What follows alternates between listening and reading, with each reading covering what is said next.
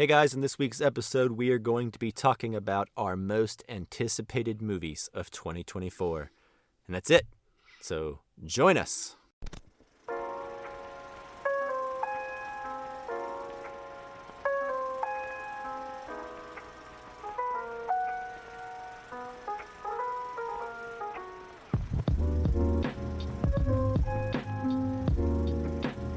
Hello and welcome to the Casual Cinecast, powered by Cinelinx, the show where we talk about the TV and movies we've been watching, as well as do a deep dive review of a current movie or a classic film from the Criterion Collection as voted on by the listener via X/Twitter. Today we're not going to be reviewing any movies, though. We're going to be counting down our most anticipated films for 2024. My name is Justin. Joining me as always is Chris. Chris, how are you doing? How's the anticipation? Are you holding up? On a scale of 1 to 10, my anticipation is an 11, and I have to go to the bathroom because I when I get excited, I have to pee. So that's where we're at right now. My puppy does the same thing. So yeah, you're in good company, in my opinion. All right. Also with us is Mike. Mike, how are you doing? Good. I'm ready. Let's do this. Yeah. Do you have to pee? No, I thought ahead of time and already went. Well, it doesn't matter because I'm just excited, so I always have to pee. You just conjure up some more. Yeah. He could have just gone, and if you get him excited. Yeah. Gross. Yeah. This is gross. Yeah. All right, pretty gross. All right. So basically, are we ready? Do we have anything we want to discuss before we get into it? No, I don't think so. No news on the march. We're just doing the main event only. Yeah. Like I said at the top of the show, we'll each be picking 5 movies that we are anticipating to see throughout the rest of this year.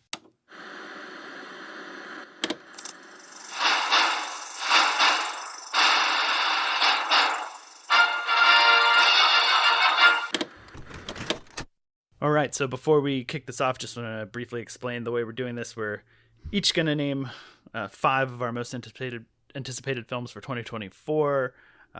I guess they're kind of in no particular order, but the caveat to that is that when one of us names a film, the rest of us won't be able to choose that film. So it's a bit draft style, but not really in any sort of competitive way.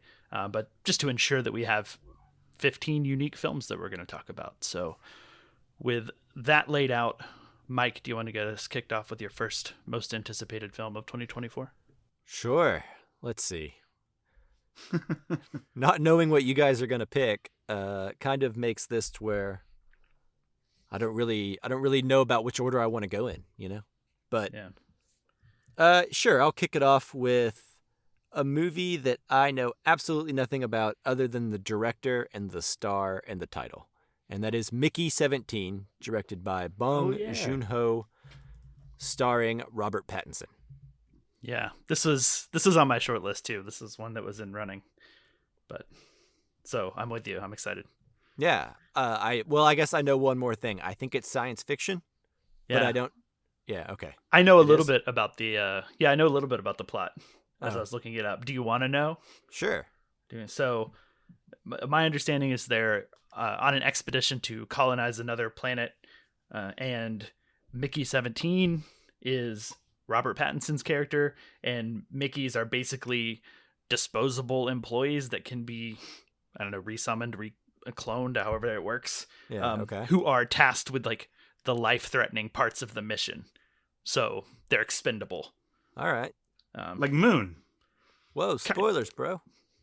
Oh, yeah. Yeah. I'm just kidding. Spoilers for Moon. I'm sure that's fair. Yeah. Yeah. So yeah, he Robert Pattinson is Mickey 17. It also has Naomi Ackie in it, Mark Ruffalo, Toni Collette, and Steven Yeun. Ooh, what a cast. What a cast. I was super excited looking up stuff when I came across this. Yeah. Well, I'm glad I went ahead and just claimed this one first. So basically, the director was enough to get me there, you know? Sure. Yeah, absolutely. Especially after Parasite. Yeah. Well, I mean, he's made great stuff all throughout his career. I think his, this being, I assume, an English language film. Yeah. Seems that way. Yeah. It's always interesting to see whenever like a foreign director comes and tries their hand at, with an English cast and stuff. So anyways, he's done that before, 17. right? With what's up? Snowpiercer and Okja.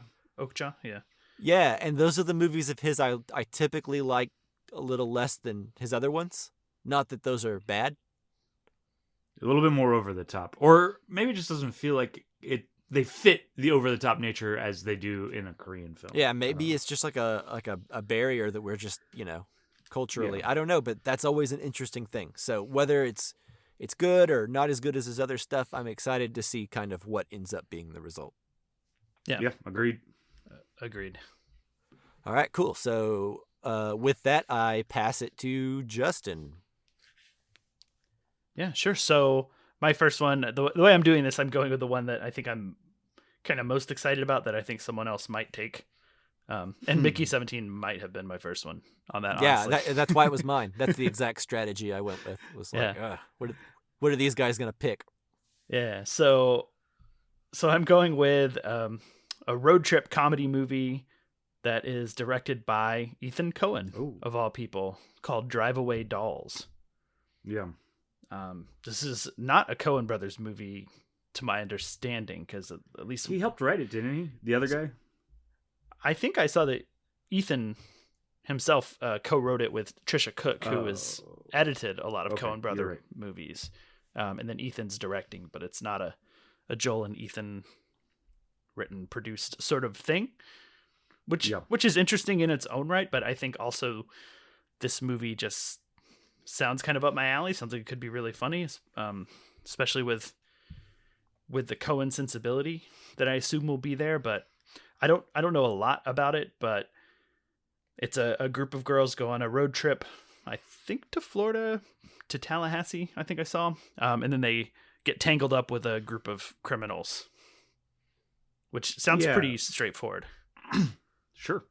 And then chaos ensues. I actually did think of Camino while I watched this trailer. Yeah. That's kind of really similar to my movie, and the reason that I made my movie is when I heard my friend's idea for the script, I was like, that sounds like a movie I would love. So it's very much up my alley. It stars Margaret Qualley, Geraldine Viswanathan. I don't know if I'm saying that right, but she's one of the lead girls in Blockers. Oh, yeah. Beanie Feldstein's also in it. And then I assume the criminals are maybe Pedro Pascal, Matt Damon, and Coleman Domingo. Maybe one of them's a cop or something. I don't know exactly. But those are the three like other big names in the movie, which sounds awesome to me. Yeah. I'm right there with you. This was a movie that I don't know if it would have, I don't know if I would have clocked it as something interesting had I not noticed Ethan Coen's name. Right. But then once I don't know, watched it with the trailer, with those, with that lens on, I was able to see some, because you never know with a trailer. Sure. It's marketing, right? But I kind of see some Coen-esque sensibilities in this. And I'm wondering, is this Ethan's first movie without Joel? Because I know Joel did The Tragedy of Macbeth. I didn't think that was both of them, though. No, that was just Joel's, what I'm saying. Is this Ethan's first one solo? Oof. I don't know off the top of my head. I believe. Well, at least it's the first one recently. I think. But anyways, it'll be interesting to see. Probably true. Interesting. Yeah. Hopefully they get back together and direct some movies together, though, because this rift makes me nervous. I don't like this. I thought I had heard that they were getting back together. I could be wrong, but I thought I had heard that. Okay, good. When was Buster Scruggs? That wasn't that long ago.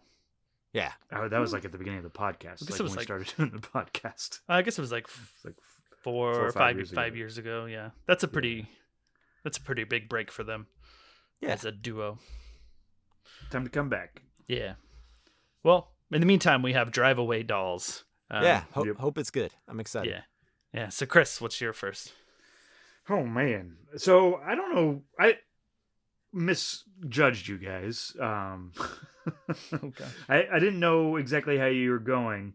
You picked two movies that I would not expect to go first, but I am going to stick with my plan and go with Dune 2. I have been really looking forward to this movie. I just recently rewatched Dune 1. I like Denis Villeneuve. He's done a. I mean, I don't know that there's any movies that I've seen of his.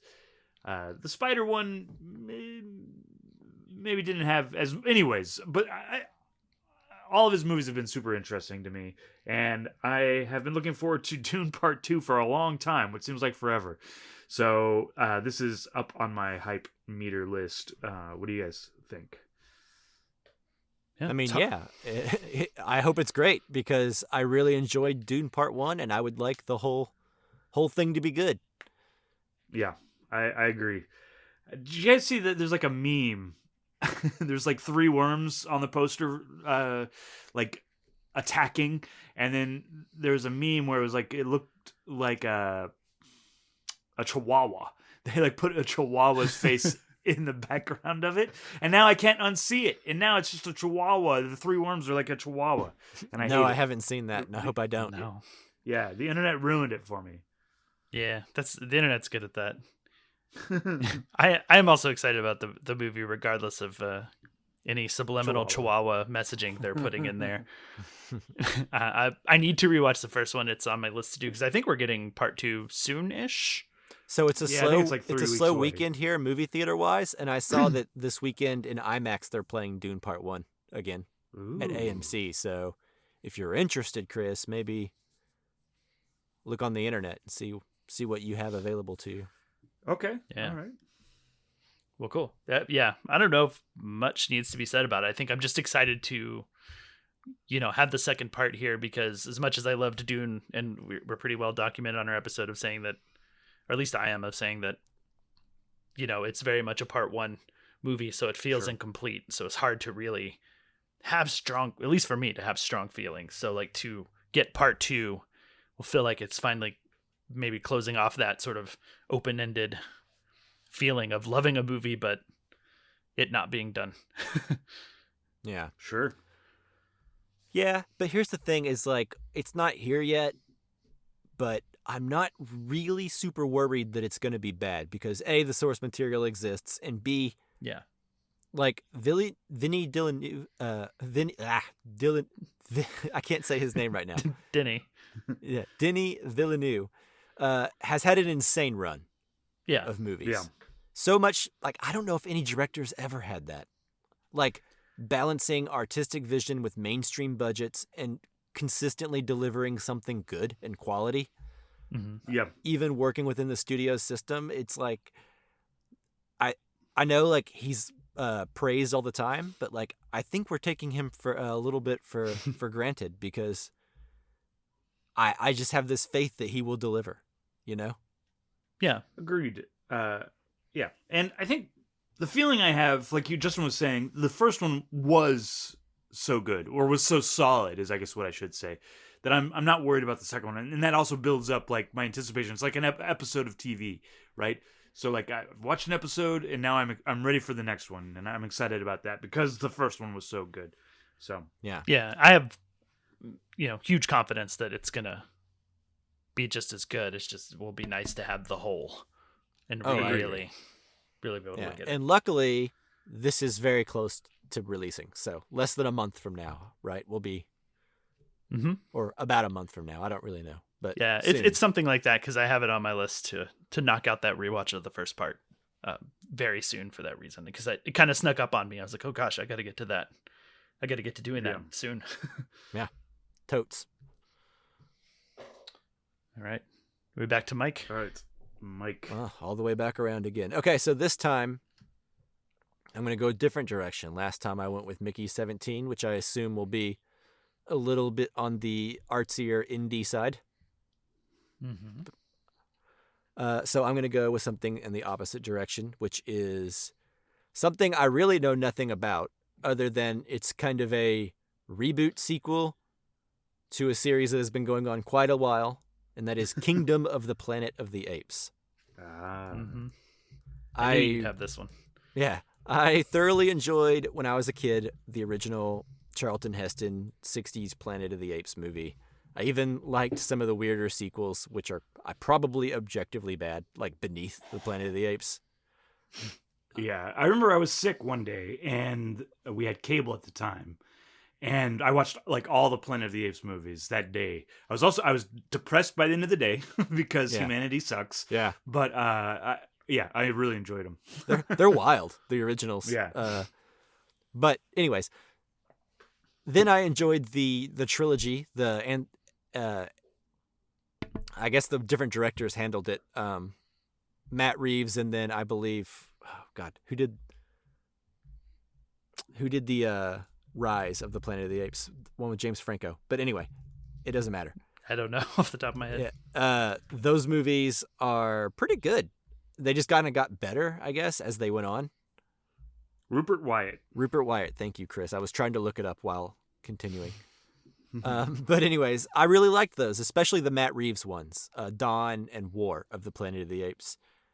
Yeah. And I don't know, they just got really dark and kind of epic scaled with their storytelling. And so I'm hoping that this new guy, Wes Ball, can continue that tradition, which, Justin, I believe you are familiar with this guy because he directed all those Maze Runner movies that you enjoyed. Oh, yeah. Yeah, I was looking that up too. I don't know if he directed the first one. I didn't see that on his list. Okay. The Maze Runner. Is that the first one? Yeah. Is that? Yeah, that's on here. Okay, cool. Or at least on Letterboxd. Well, okay, well, good for him. I was skipping over that because I guess I did see the other ones, and the other two aren't as good as the first one. But yeah, the first one's pretty good. So yeah, I guess it's a good reason to be more excited. Yeah, I'm cautiously optimistic, but whatever. I'm gonna put it on my most anticipated. So. Yeah, it's giving me a reason to revisit that trilogy because I remember liking it, but I don't remember much past I remember the first one better than the other two. Oh man, in my opinion, I like the second one a lot. The second one is like the highlight, I think, but the third one's very good too. Both better than the first. Yeah, I think I have your Blu-ray copy of the second one that you lent me years ago to watch. Oh. We'll do it. Which is how I watched it. I did. I saw it. I just still have it, and I haven't returned it because I'm That's all right. Bad friend. That's okay. I've made arrangements to watch the trilogy again without that Blu-ray. Thank you. Okay, good. Well, maybe I'll return it to you soon. Okay. Anyways, yeah. So, Justin, what's your next?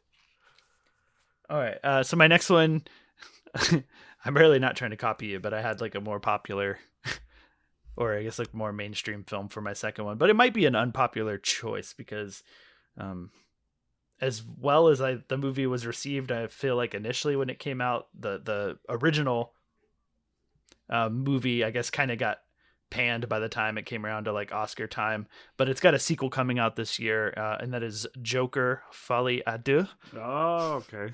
Yes. from Todd Phillips. Yeah. I remember you really liking Joker. Yeah, I did really like Joker, and I understood why some people wouldn't. But sure. You know what? It was a fun, entertaining time for me, and I don't necessarily have issues with the whole sort of like blatantly Taxi Driver. Yeah, ripping off or like paying homage, however you want to phrase it, which is probably based on your opinion of the movie. I don't have a problem with that. I thought that was kind of one of the things that made it really fun was just seeing a classic movie that I know and love, like kind of repackaged inside of a Joker sort of Batman world minus Batman. But I'm excited for this one because I get vibes that there's a musical element to it, and I think that's been kind of the rumor, and it's got Lady Gaga cast in it alongside Joaquin Phoenix, and she tends to be good and stuff. And I feel like if nothing else, we're not going to get like a rehash. It feels like they're going to do something solely different. And I feel like Joaquin Phoenix also might not have done it if he hadn't or didn't have like faith in doing something interesting, because I don't think he does much like uninteresting, uninspired stuff these days, but I could be wrong and forgetting about something. Yeah, I think I picked Joker, the original Joker, as my one of my most anticipated movies, and one of the things I think I remember saying, or I think I remember at least thinking, it could be a wonderful mess. Like, if anything, this movie is something to watch, and I can't wait to see what the fallout of this movie is, because that'll be fun to watch just in itself. So I agree. This is it's on my list too. Yeah. Yeah, I am right there with you guys. I have some complaints about the first Joker, but I don't seem to remember any of us disliking that movie. I think No. I think there was some back and forth because you liked it a lot, and anyone who liked it less than that obviously sounds like a counter opinion. But but Maybe.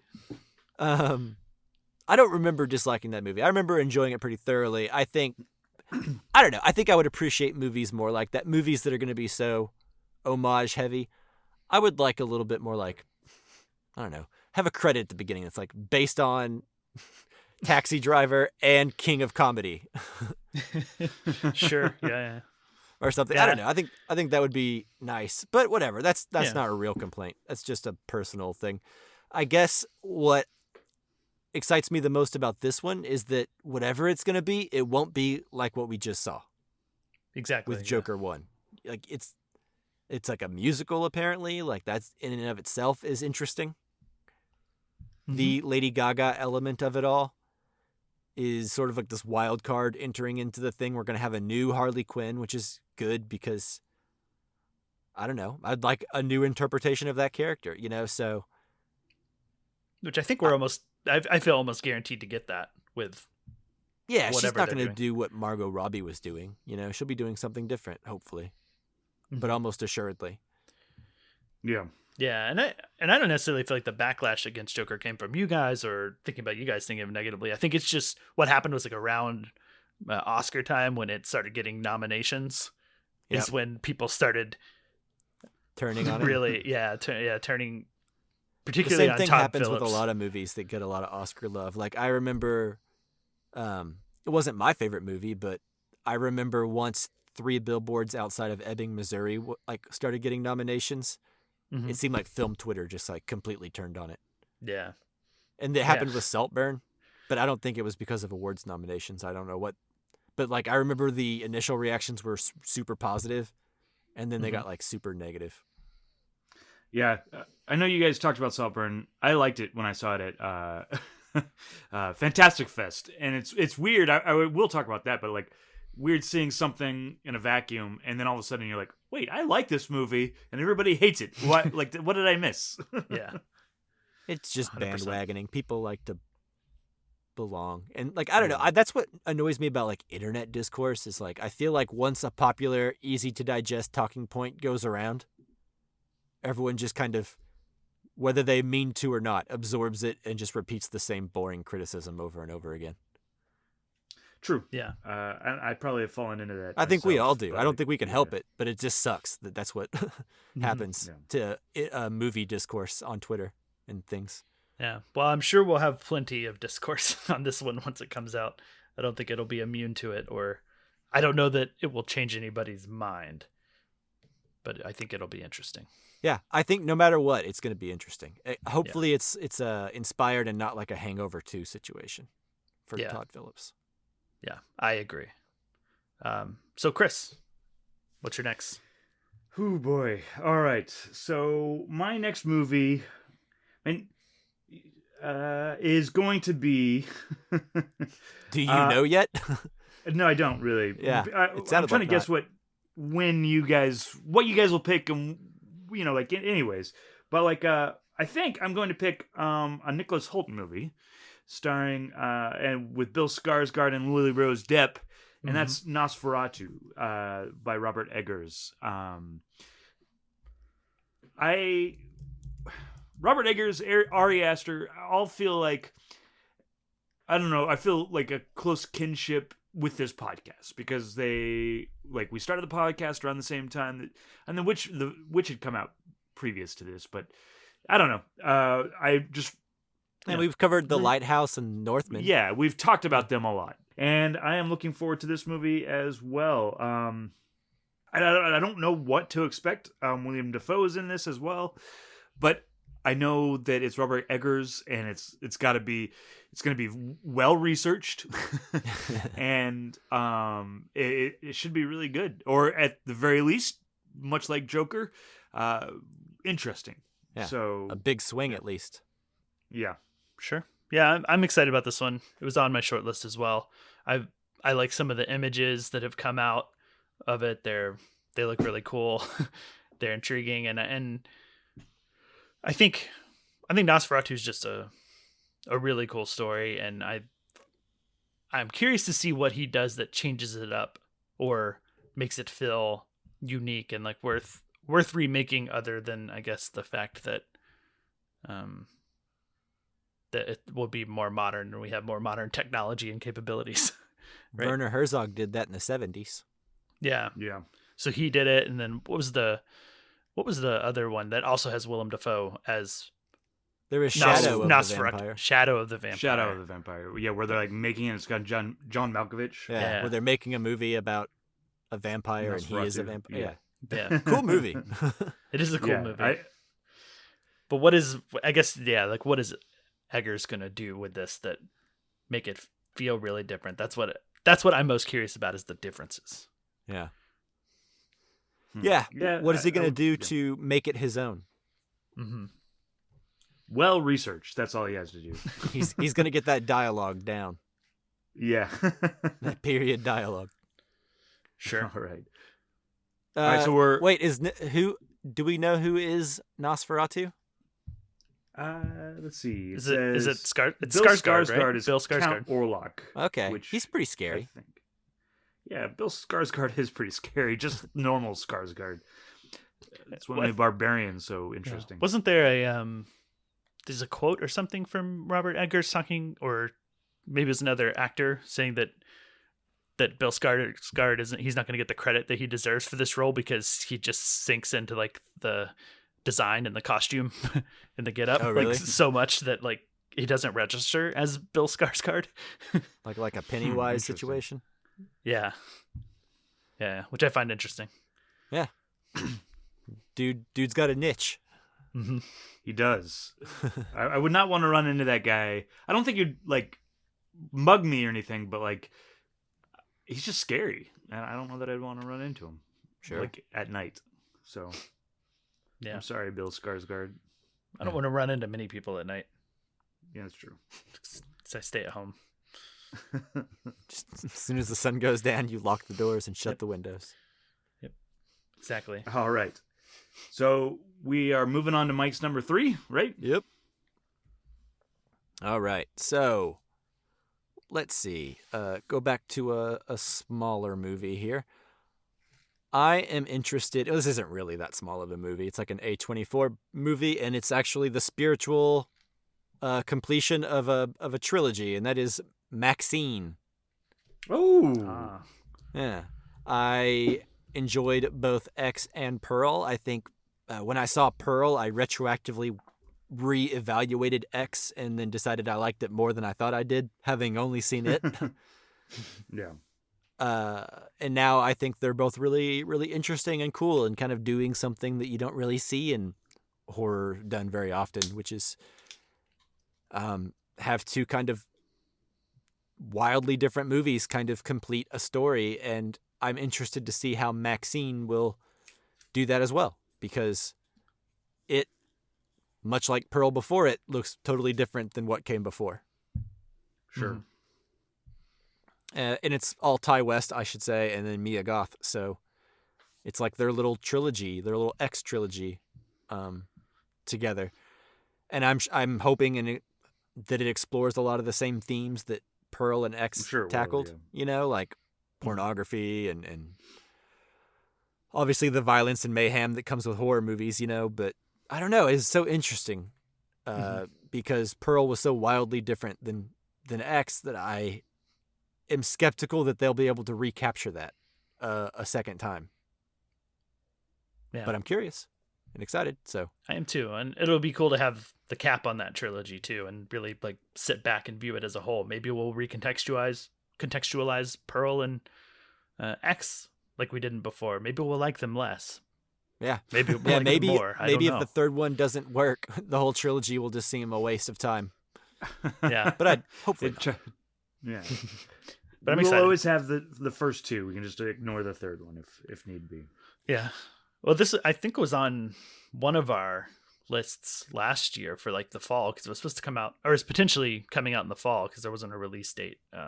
So that we're having a Under the Silver Lake situation with where Chris had it on his list for like 3 years in a row or something like that. Yeah, and we do this twice a year, so that's like 6 times. Yep. Yeah. But hopefully it'll come out this year. I think it will. It's pretty. Chances are good. That it will. Yeah. There's a lot of year left. Mm-hmm. Yeah. All right. So, anyways, All right. Justin, third most anticipated. Okay. Also doing a smaller film, actually, kind of just for Chris's sake, because you seemed kind of nervous after the last one. That most of my movies from this point out are pretty small. Okay. So the next one is Mother Mary, which is going to be the new film from David Lowery. Yeah, I knew that you would pick this. Yeah. It's on my list too, but I was like, oh, I should save this for Justin. Well, I appreciate that thought, but much like every David Lowery film, when I put it on my most anticipated list, I don't know much about it. I'm just sold by the director and just generally liking all of his movies, even his Peter Pan remake that wasn't great, but I still enjoyed several aspects of it more than I thought I would. And this one, the only thing that I could really find about it, like story-wise, it is an epic pop melodrama about a pop singer and an iconic fashion designer and their relationship.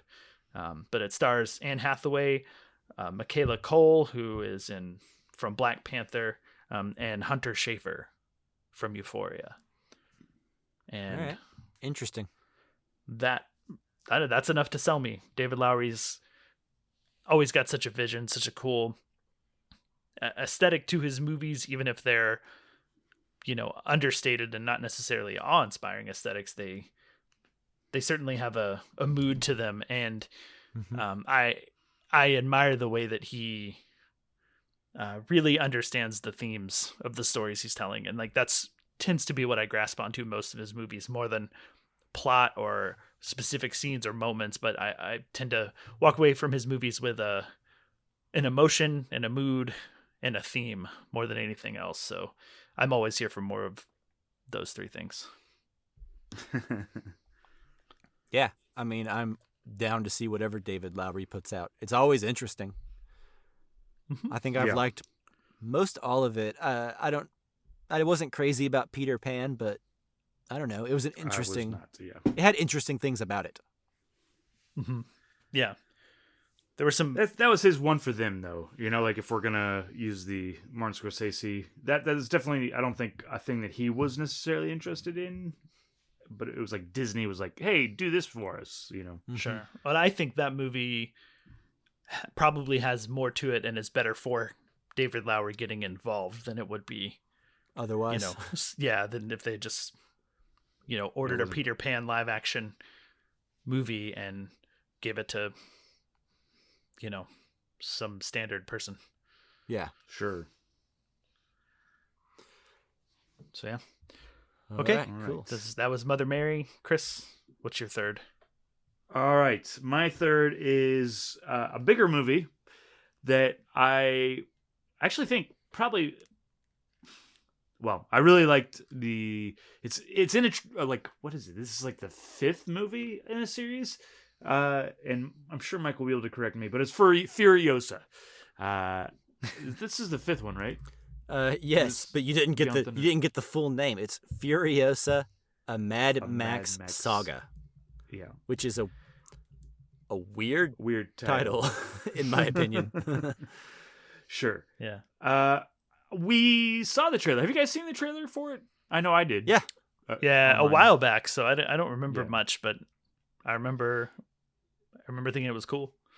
Yeah, I am excited about this. I'm excited to see what we come up with. I'm a little nervous, to be honest. Sure. But I think that this movie, I don't know. Like, I feel like it could just be a bunch of cars chasing after each other. And the way that George Miller shoots it is, if it's shot anything like Mad Max Fury Road, is, Well, it will be good. You know, like that's the thing though, is I think there's a lot more CGI vehicle stuff in this one, at least based on the trailer. Yeah, the trailer, the CG was a little bit more obvious than I would have liked. Yeah, is what I'll say. But I would say that in Fury Road, there was a lot of CG. We just couldn't see it. Sure, but it was also a huge disaster in the desert where they were filming that movie, and it was notoriously like a horrible experience for everyone, and took a very long time. So yeah, I think we'll see. I think what we're seeing is you can make a Mad Max Furiosa movie, but you've got to get that budget down, and that's what this is, right? It's like we can't do that again. Yeah. Well, either way, I am interested in seeing what it is and how it looks. Me too. The trailer was, I don't know when this movie comes out, but it's, I think it's like halfway through the year, and the trailer came out like a month or two ago. Yeah. So the CG certainly wasn't ready, or it doesn't seem like it was. Yeah, that's what I'm hoping for. Yeah. I'm hoping that we'll get a lot more. It also has Anya Taylor-Joy in it, Chris Hemsworth. So I'm excited. We'll see what we get out of this. But yeah, we'll go from there. Yeah, it can't be the surprise hit that the other one was. I don't think. No, because there's certainly expectations built around. I mean, those of us who saw Road Warrior, it wasn't that big a surprise. True, but also, I feel like I thought Road Warrior was like lightning in a bottle that was like incapable of being topped. Sure, but I just feel like people that I wouldn't necessarily expect to be excited or interested in a Mad Max movie were sort of ranting and raving about the movie when it came out, right? Yeah. So I feel like it sort of took the world by storm when it came out, and yeah, I don't think we'll get that again. So I don't know. There will be some level of underwhelming factor to it, like its release, I think. But hopefully the movie lives up to it, like being a good sequel to the movie, and regardless of like the hype or whatever.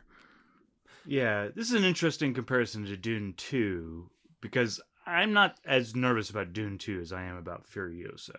Does that make sense? Sure. Like, I think Dune 2 is going to be solid no matter what, and I'm super excited for it. But Furiosa, I'm excited for it, but hesitantly so. I'm just not exactly sure what we're going to get. Yeah. Well, I mean, look at the original 4 Mad Max movies. They're all over the place. Yeah. The first one had a super low budget, so that one's hard to compare to the other two.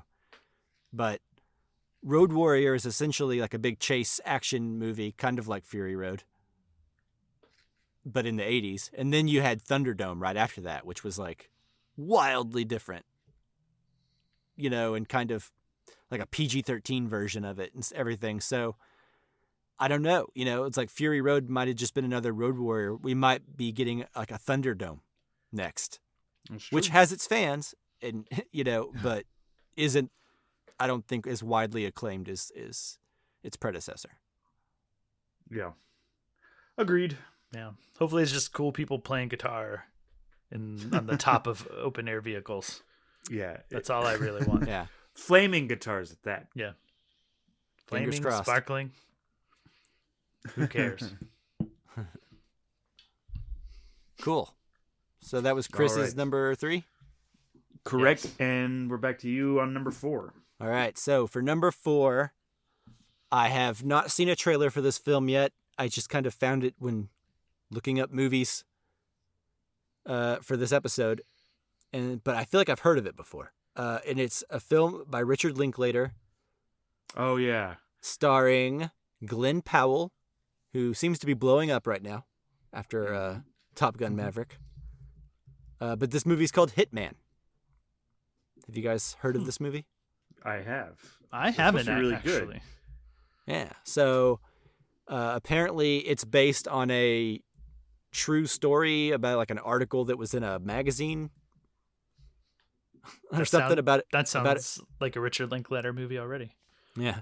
It's about according to Letterboxd, it's about a cop working undercover as the most in-demand hitman in Houston. He breaks protocol in order to help a desperate woman escape an abusive boyfriend.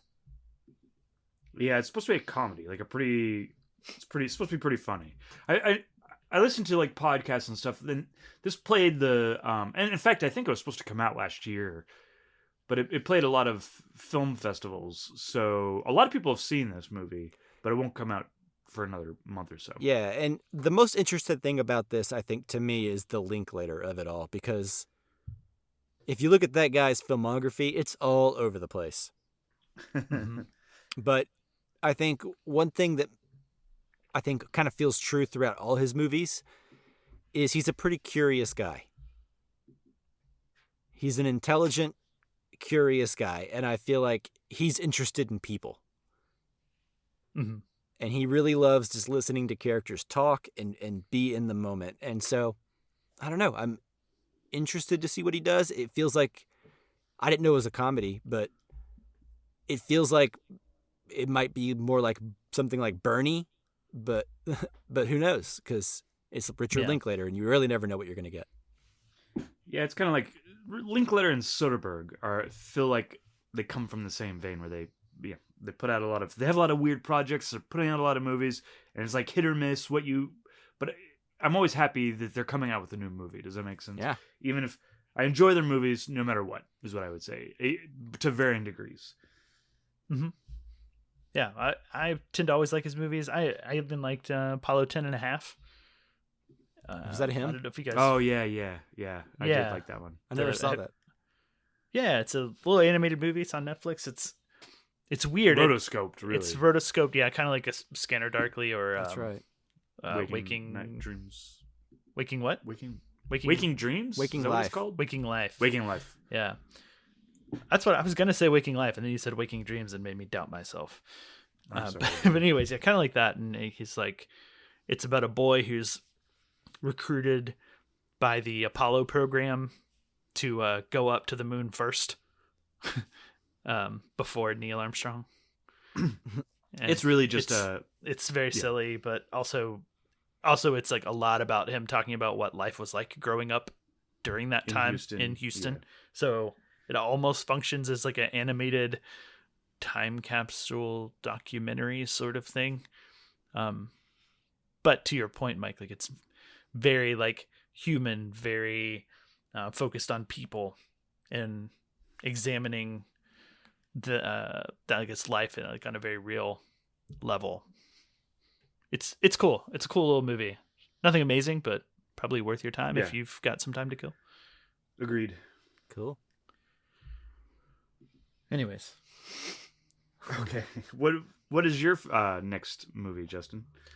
Okay, so the next one is a movie I don't know a whole lot about. I don't even know if it has a release date or if it'll even come over in a place that we can see it very, very easily. And I'm putting this at 4 instead of 5 just because I don't want to end on like a note where like probably no one has much to say about the movie.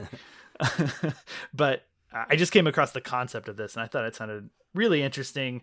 The title is in French, so I'm going to do my best to pronounce it. I looked up a pronunciation thing and it's whatever. I don't speak French, so there are some sounds that I can't make, but it's called Près des yeux, près du cœur. That's my That's good. That's my attempt. As far as I could tell. Yeah, I said it along with like a combo of a YouTube video and Google. Anyways, so this is from the director's Christophe Honoré. I don't know of him. I don't know anything he's done before. But what is interesting, the idea for this movie, and it sounds like it could be a sort of like meta drama, but it stars Chiara Mastroianni, and if that last name sounds familiar, she's the daughter of Marcello Mastroianni of 8.5, La Dolce Vita. She plays, as far as I understand, she plays herself, and in feeling the pressures of who her father was, she decides to embody him, basically become him. So she starts to go by Marcello and wants to be considered an actor instead of an actress, basically, and just become her father, I guess, instead of be herself. And it stars, again, her, Chiara Mastroianni, and Catherine Deneuve. And Interesting. I think that sounds fascinating to me, and I hope sounds like 8.5 a little bit. Yeah, it's sort of fitting for for that sort of idea. And I don't know much that French title, which I'm not going to say again. According to Google, the translate is "Near the Eyes, Near the Heart." Okay. So that may be the title that we get over here. It may not be. But anyways, I think that sounds cool, and maybe that's some sort of recency bias because I just watched 8.5 for a Cinemus episode, which is actually out right now. I meant to plug that earlier, but I've listened to it. Good job, both of you. Thank you. But yeah, that go check out the Cinemas podcast. Listen to us talk about 8.5. But that is that movie. Près des yeux, près de cœur. There you go. All right, you did it. I did it. Yeah, I'd spent all that time. I figured I better say it twice. Yeah. But okay, Give them what they want. If no one else has anything to add on to that, we can go to Chris. No, other than just that does sound really fascinating. Especially if you are familiar with her father and his work and 8.5 and all that stuff, which I imagine you are if you're listening to a podcast that dives into the Criterion Collection. So, yeah, we should. When that movie comes out, we should talk about that movie and do a Michel Mastiani. I can't pronounce it, but one of his movies when they come out. Anyways, let's move on. Yeah, it's like me trying to say Denis Villeneuve. Yeah. Good thing you guys didn't pick the movie and try to pronounce its French title like I did. Yeah. But all right, Chris, you're number 4. Okay. My number 4 is it is a movie that has been long gestating. I've actually been listening to a book called what is the name of the book? But I've been listening to a book like this, basically a biography of this director. It's called The Path to Paradise is the name of the book, which I do recommend. I'm only about halfway through, but it is Megalopolis. I can barely pronounce that one, and it's by Francis Ford Coppola. Dang it, I was going to do this one. Yeah, I mean, I didn't know exactly where it would go, but man, I don't know what this movie is going to be. And there isn't really a release date on this, but I do think we are going to get this one soon. You know, there's a lot of movies that Francis Ford Coppola did. And there's like a middle chunk where he was just on fire, like Apocalypse Now, Godfather, The Conversation. And then there's like a later chunk where he directed Jack, and Youth Without Youth. And it's just kind of, it's not what it once was. So I would like to see, and a lot of the same way that we like with Martin Scorsese, or, as these directors get older, I want to see how they finish up their career. So yeah, I'm very interested in this. It has Adam Driver in it. It's got Lawrence Fishburne, Shia LaBeouf is in it. So John Voight, Forrest Whitaker, Jason Schwartzman, Dustin Hoffman. It'll be interesting to see what happens here. Even though I don't know much about it, I just know that it's been long gestating, and we'll see what happens. Yeah, absolutely. Francis Ford Coppola has had a fascinating career. Yeah. He had like 3, I think, pretty undisputed masterpieces amongst film nerds, right? Even to this day, I think they're widely considered that. He did The Conversation, which I think is extremely underrated, with Gene Hackman in between all that, which I think is incredible. I was considering that to be one of the 3.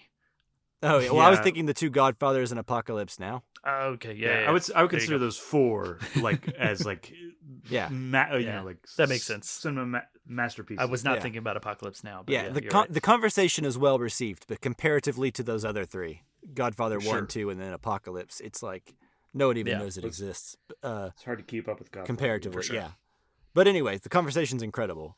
That's one of my favorite of his movies. But anyway, then throughout the 80s, it was just kind of a series of interesting projects. And then by the time I discovered Francis Ford Coppola, I was working at Blockbuster in my early 20s when I was going to college, and Youth Without Youth actually came out. Yeah. And I remember being like, oh man, I'm so excited. It's the guy who did The Godfather and Apocalypse Now and all that stuff that I'm watching, you know? And then I watched Youth Without Youth and I was like, what in the world? What happened? Yeah, what is going on? And so, I don't know, ever since then, I've always found that stuff to be really fascinating, whatever he does, I guess. And so, this movie, like you said, has such a long history of getting to the screen and getting made, and him using his own money and all that stuff that I'm just interested to see how it all pans out. Yeah, like 100 million. I work in the beer and wine industry, and there is a lot of Francis Ford Coppola wine. I don't know if you guys know this or not, but I think he sold it to make this movie. So he no longer owns Francis Ford Coppola wine, but what we get instead is this movie. So we'll see what happens. Will this movie be better than wine? That's the big question. Well, I'll tell you what. Who's I to won't say? whine about this movie. Unless it's really bad. I've heard you whine about it. Okay, maybe I will whine about it. Yeah. Cool. Yeah, I'm really excited about this one too. Yeah. Hopefully it's a return to form. But I'm not. It doesn't even have to be super as confident. good. Yeah. It doesn't have to be as good as like Godfather or like Apocalypse Now or The Conversation, but 3/4 of that movie, like if it's 3/4 as good, would be great, or like even half as good. Yeah, if it's just solid, I'll be happy. Yeah, But there's always the hope, right? It's like that's true. before it comes out, before any word of mouth, there's the hope that we There's get the another potential- Godfather. It could be great. Yeah, and that's exciting. Okay. All right. It's back to Mike. This is your number 5, right? Yeah, but I want to reiterate because I feel like we've listed all the movies I was the most excited about already. Mm-hmm. So even though it's the end of the show here, it's not like most anticipated of the year for me. This is just sort of like I'm trying to pick a movie that I probably won't steal from you guys, but I am genuinely looking forward to. And I have 2 in mind right now. And I'm going to go with the one that I'm the most skeptical about. And that is Civil War. Ooh, this is on my list too. Yeah. You just made my 5th choice easier because I was debating between that and another one. Yeah, I'm the one that bit the bullet to include this movie. Because here's the thing. The trailer to me doesn't look great. Right. But it's also just a trailer, cut together from various things for marketing. So, I don't know. The thing that gives me hope and curiosity about the movie is that it's Alex Garland, who has written a bunch of really, intelligent thrillers, right? Some more traditional and some more artsy and abstract and thoughtful.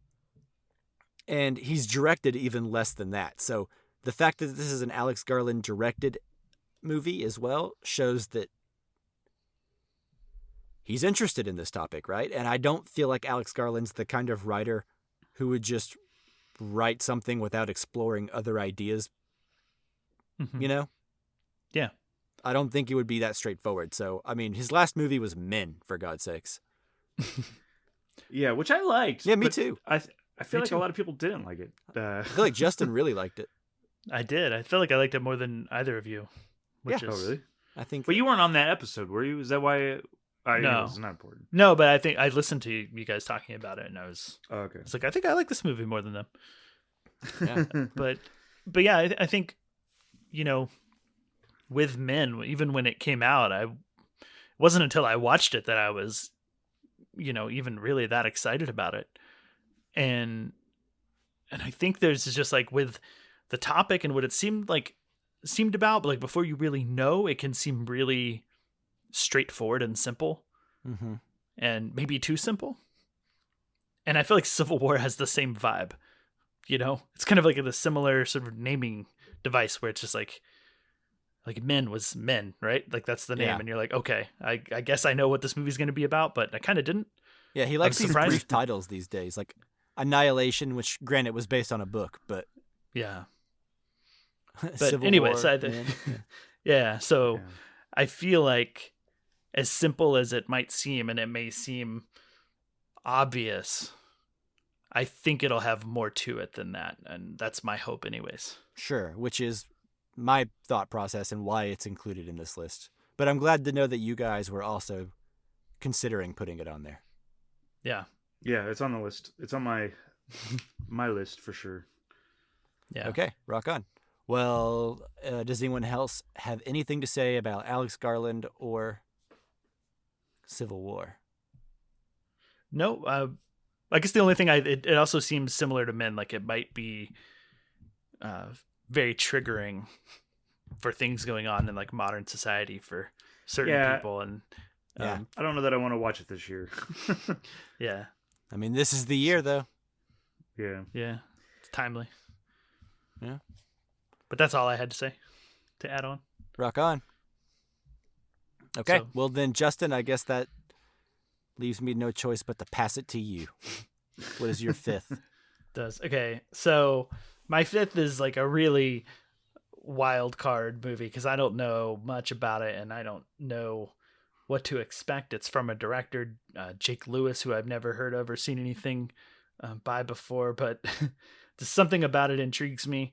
But it's called The Court Jester. Oh, yeah. Oh, wow. Okay. Yeah. This has this is gonna star Pauly Shore as Richard Simmons. Yeah. And Say no more. Yeah, say no more. But then I did look up a little bit more about it, and it actually continued to make me even more intrigued. But so apparently the film is set during the shooting of a 2004 episode of The Ellen DeGeneres Show. Oh boy. Okay. And it centers, I think, around like a producer who's doing the behind the scenes, and his sort of he's a troubled guy, and then gets some, I don't know, guru guidance or something, I don't know, from Richard Simmons. And it sounds like, based on the synopsis, like it's set all during the production, which makes it sound more interesting to me than just Pauly Shore's Richard Simmons. Like if it was a biopic, a straightforward biopic, or if I don't even know if this is a biopic because it didn't even sound like it's about Richard Simmons per se. But I would be less interested. But I don't know. This sounds intriguing to me, and that's maybe the part of me that still kind of loves Son-in-Law. Despite I'm sure no part of me exists like that. Yeah, I watched that movie a couple years ago, and I do not like that movie. Yeah, I watched it a couple years ago for the first time and really enjoyed it. So For the first time? Not for the first time. No, I watched it a bunch as a kid. Oh, yeah, okay. So, you said for the first time. I was like, yeah. Oh no, I was like, I refuse to believe you could watch it for the first time today and enjoy it. I think I meant for the first time in a long time. Okay, I was like, there has to be a nostalgia element to this. Yeah, it could be that, but I don't know. It still worked for me. So I watched like Biodome, which is a movie I used to like, and that movie's not very good. I used to watch that movie in the army now. I have not seen that one. Really? Encino Man. Lori Petty. That's the Pauly Shore. Yeah. Yeah, I mean, I'm down for anything with Lori Petty, but the Biodome nostalgia didn't show up or hold up, so I feel like that means there's something more to Son-in-Law, but maybe it's just like Son-in-Law might be the best Pauly Shore movie. I mean, a Goofy movie's pretty good. Is that a Pauly Shore movie, though? I don't know if that counts. Encino Man, I think, is the best. Maybe. I never was big on that one, but I liked it when I was younger. I haven't seen it in a while. Yeah. Yeah. Okay, but yeah, that was my fifth and final one. Again, to reiterate, like Mike said, this is not, because it's the last does not mean it's the one I'm most excited for. It's actually just kind of the last left. But I am excited. Yeah. So Chris, Justin's most excited. He's most excited about The Court Jester. What are you most excited about? Well, yeah. So I am going to pick a movie. Did you guys see there's like and I think they got released on Criterion, but Amazon released several Small Axe movies. Oh yeah, I never watched those. Yeah. The Steve McQueen movies. Yeah, and so I really like those. I don't think I liked what was the name of the movie with Colin Farrell at the time. I didn't like it very much. In retrospect, it has grown on me, and I need to watch it again. What was the movie name are you of talking about? Widows. Oh, yeah. Anyways, he has that a is new the movie coming last out. person I associate with that movie. You could have been like Who? Colin Farrell. any yeah, of the widows, Liam Colin Neeson or Farrell something. is- Steve McQueen. He's good in that movie. You're like, what's that Colin Colin Farrell Farrell, is first movie? in my mind for all movies, even movies that he's not in. Anyways, point being, Colin Farrell does not star in this movie, which is a shame. But it's called Blitz. It's got Saoirse Ronan in it, Harris Dickinson, Aaron Kellyman, and it's about the on Letterboxd it says follow the stories of a group of Londoners during the aerial bombing of British capital during the war.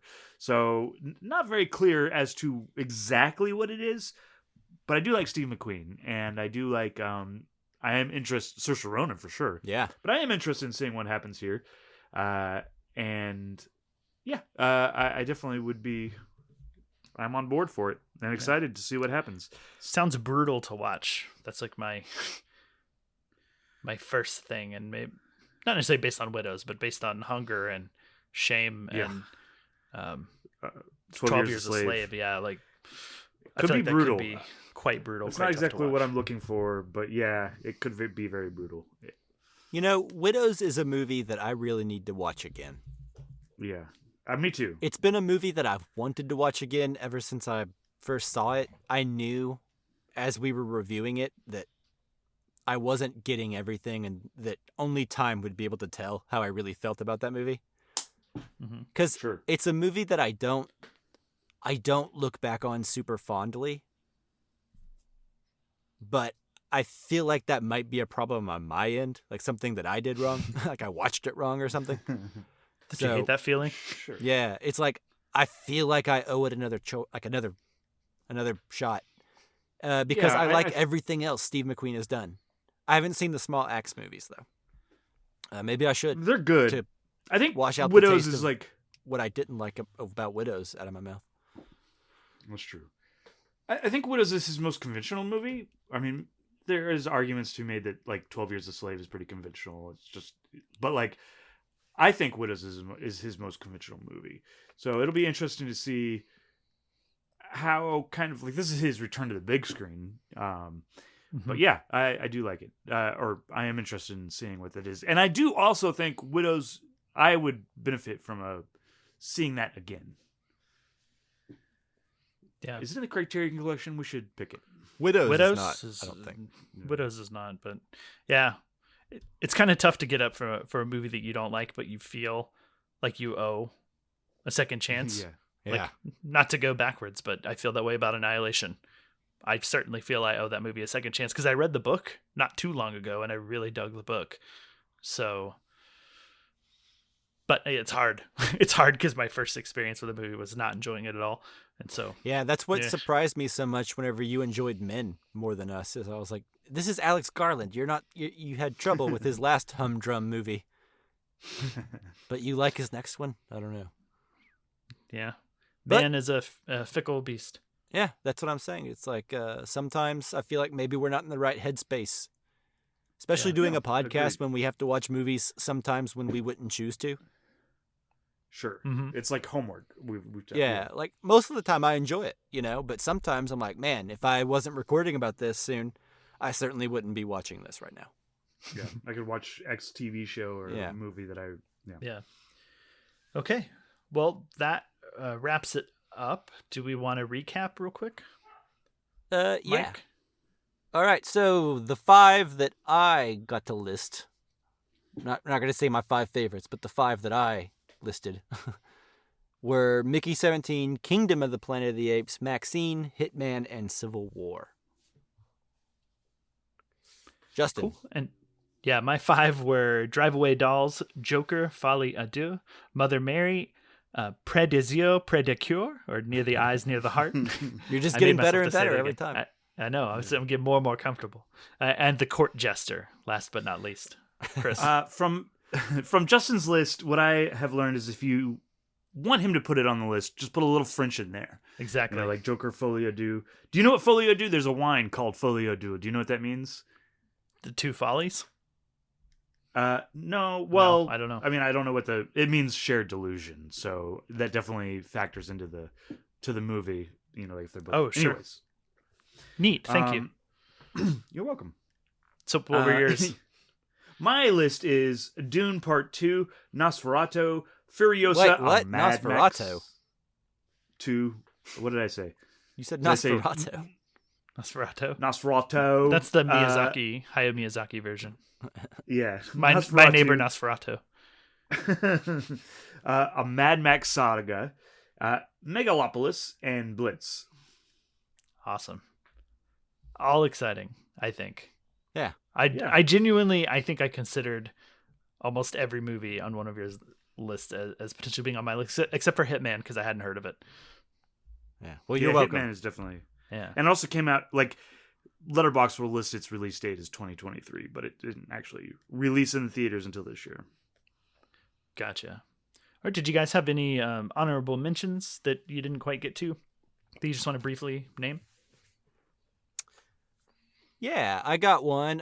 Jeff Nichols' The Bike Riders. Oh, yeah. That also was like a... Yeah, delayed to next year. It was supposed to come out this year, but then the strikes happened. But Jeff Nichols is a director that has really high highs and then not really any low lows, but some movies I like more than others. Like, I think Shotgun Stories and Take Shelter are great. Mm-hmm. Mud, pretty good. And then Midnight Special was okay.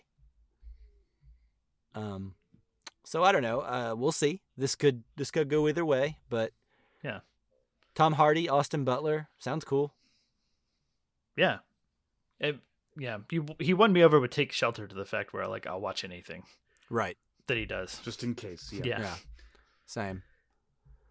So, okay, also, cool. I think this one is like a real dark horse for me, but Kevin Costner's new Western that he's making. Oh, his two-part Western. I watched Open Range recently over Christmas break when I went to my girlfriend's family's house over Christmas, and that was like a movie that everyone could kind of agree on, right? I haven't watched that movie since I was younger, but Open Range is good. Open Range is really good. I remember liking it when it came out. So I also liked it.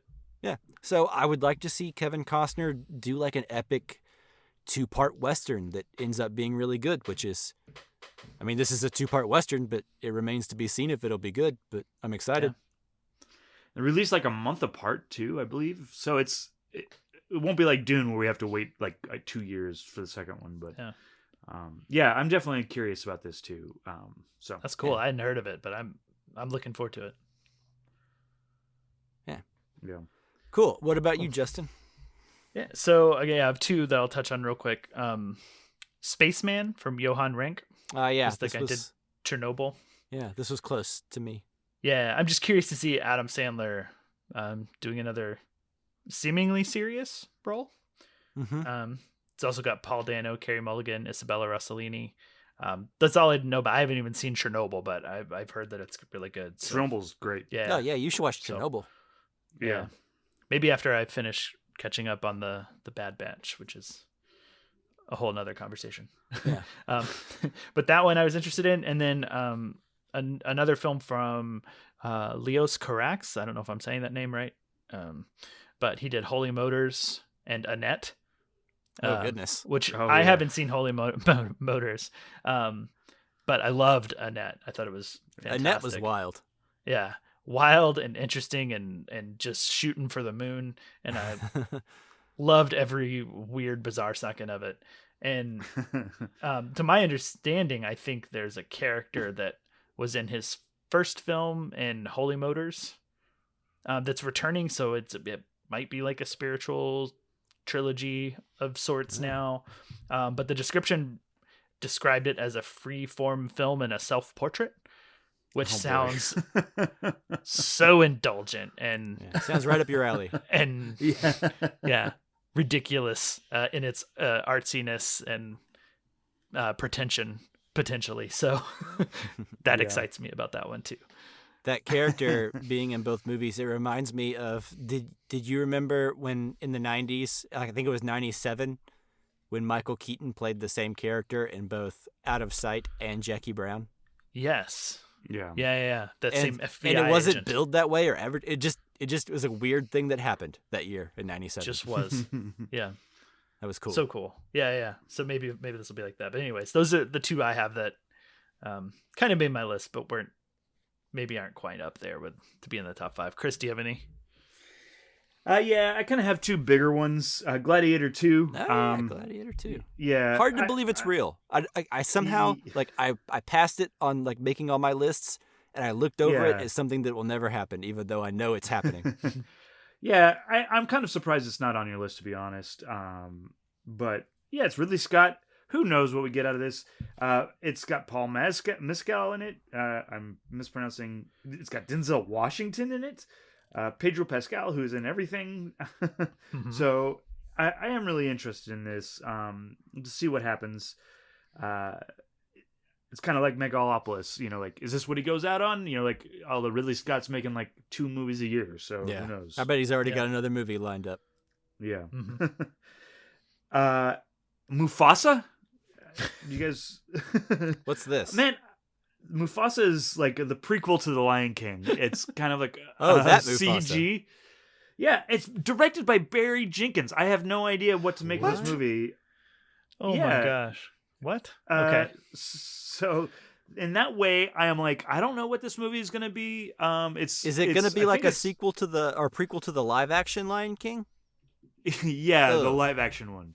So, but I think the thing that was wrong with the live action Lion King to me was they were cartoon characters. I don't know. This will be interesting to see. It's directed by Barry Jenkins, so I'm willing to give him the benefit of the doubt. But we will. I mean, I have no idea what'll happen. The last thing he did, he's kind of like Steve McQueen, but he did the TV show, The Underground Railroad. So, who knows what we get out of that. And one last one I'm just going to pop in there real quick is we're not getting a Star Wars movie, but we are getting a movie called Skywalkers, a love story. And I'm getting hints of, like, just from the description of it is it would be similar to something like, what was the volcano movie? Joe versus the Volcano? No, it just recently came out as a documentary. Oh, that documentary Fire about of Love? Couple? Yeah, Fire of Love is what it's called. So I'm getting, the premise is to save their career and relationships, a daredevil couple journey across the globe to climb the world's last super skyscraper and perform a bold acrobatic stunt on the spire. So I'm guessing it's a little bit of like Free. What is it? The Free. What is the name? Free Fall. The Fall. No, what is the name of that one where documentary where the guy climbed without a rope? Free Solo. Free Solo. Free Solo. Yes, man. Oh, I'm sorry, guys. But so like it's a cross between Free Solo and Fire of Love. So I am interested in that, and that recently played at Sundance. So who knows what kind of release it'll get, but I will be watching it. Okay. Well, cool. As a Star Wars fan, it's basically Star Wars. Yeah, this is the closest I'll get to a theatrical release this year. So yeah, there we are. All right, cool. Well, we did it. With all of that, are we done with this episode? I believe so. Awesome. Well, thank you so much, listener, for listening. As always, thank you, Jake Wagner Russell, for doing our intro and outro music. If you want to hear more of his music, go to soundcloud.com/bopscotch. All right. Stay tuned to this feed. Like, subscribe, all that stuff. Our next episode should, God willing, be the Casualty Criterion on Blast of Silence. Thanks so much for listening, guys. We really appreciate it. Blast of Silence does not refer to a fart, just for the record, so people know. Is that what you call them? Yeah, I'm like, well, silent but diddly, so you're like, oh, that's a blast of silence, It's far too much bodily function discussion on this episode. Yeah. I veto that second one and move we limit ourselves to one at most. One per episode? Yeah. All right, I'm sorry. But the rule hadn't been made, so. Yeah. This henceforth. Yeah. Henceforth. All right. Okay. Talk to you guys later.